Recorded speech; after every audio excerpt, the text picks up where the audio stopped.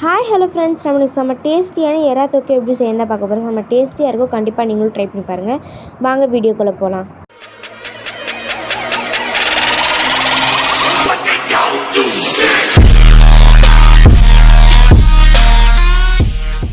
அதுக்கு முதல்ல தேவையான பொருட்கள்லாம் பார்த்துடலாம். வெங்காயம், தக்காளி, பச்சை மிளகாய் இதெல்லாம் கட் பண்ணி வச்சுக்கோங்க. எறா வாங்கிட்டு வந்துட்டோம், இன்னும் க்ளீன் பண்ணி கழுவலை. இனிமேல் தான் க்ளீன் பண்ணி கழுவ ஸ்டார்ட் பண்ணோம். தேவையான ஸ்பைசஸ்லாம் எடுத்து வச்சுருக்கோம். நெக்ஸ்ட்டு கொஞ்சமாக இஞ்சி பூண்டு பேஸ்ட் சேர்க்கணுனால கொஞ்சமாக இஞ்சி பூண்டு பேஸ்ட் எடுத்து வச்சுருக்கோம். இப்போ எறா தொக்கு செய்கிறதுக்கு தேவையான மசாலாஸ்லாம் பார்த்துடலாம். கொஞ்சமாக மிளகாய்த்தூள் எடுத்து வச்சுருக்கோம், கரம் மசாலா எடுத்து வச்சுருக்கோம். இப்போ ஒரு கடாயில் ஸ்பைசஸ்லாம் சேர்த்து நல்லா வதக்கி விட்டுக்கலாம். இப்போ வெங்காயமும் சேர்த்து நல்லா வதக்கி விட்டுக்கலாம். எல்லாம் நல்லா வதங்கணும் ஒன்றோட.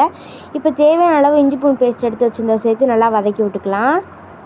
இஞ்சி பூண்டு பேஸ்ட் சேர்த்ததுக்கப்புறம் நல்லா ரெண்டுத்தையும் நல்லா வதக்கி விட்டுக்கோங்க. ரெண்டும் நல்லா ஒன்றா சேர்ந்து வதங்கணும். இது போல் வதங்கியிருக்கணும். இப்போ தக்காளி, பச்சை மிளகாய் ரெண்டுத்தையும் சேர்த்து நல்லா வதக்கிக்கலாம். இப்போ நம்ம எடுத்து வச்சிருந்த மசாலாஸ்லாம் சேர்த்து நல்லா வதக்கி விட்டுக்கலாம். எல்லாமே ஒன்றா சேரணும். மசாலாலாம் எல்லாத்துக்கூடையும் ஒன்றா சேர்ந்து எல்லாத்துக்கூட கலரணும். இப்போ எறா சேர்த்து நல்லா கலந்து விட்டுக்கலாம். எறா எல்லாத்துக்கூடையுமே கலந்து விட்டுக்கணும். எல்லாத்துக்கூட சேர்ந்து எறா சேர்த்து மிக்ஸ் பண்ணதுக்கப்புறம் ரொம்ப ட்ரையாக இருக்கும். அதனால் கொஞ்சம் தேவையான தண்ணி ஊற்றி மிக்ஸ் பண்ணிக்கோங்க. கொஞ்சம் நேரம் வேக விட்டோன்னே நல்லா எறாவும் வெந்துடும். நல்லா ட்ரை ஆகி நல்லா எறா தொக்கு ரெடி ஆகிடும். செம்ம டேஸ்ட்டாக இருக்கும். கண்டிப்பாக நீங்களும் ட்ரை பண்ணி பாருங்கள். தேங்க்யூ.